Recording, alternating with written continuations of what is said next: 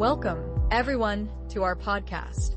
Today, we're diving into a topic that resonates with many: the search for true value.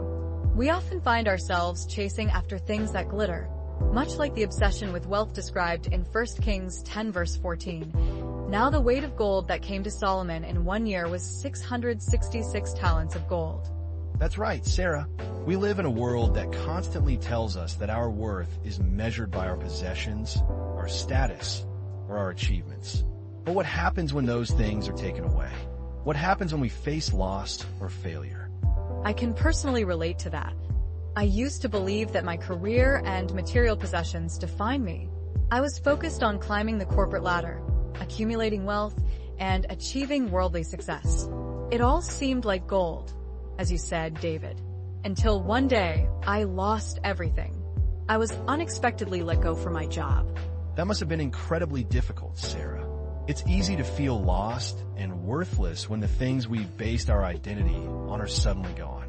I was devastated. I felt like I had failed.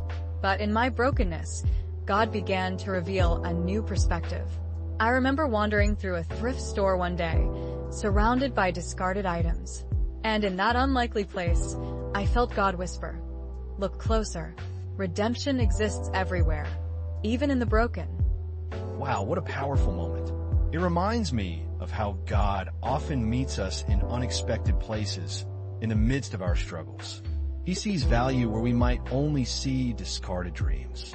Exactly. I found this old locket in the thrift store.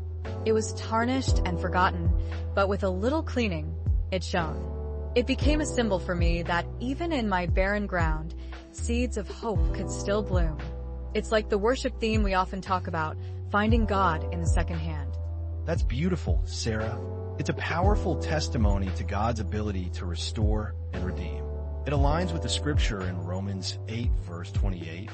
And we know that in all things God works for the good of those who love him, who have been called according to his purpose.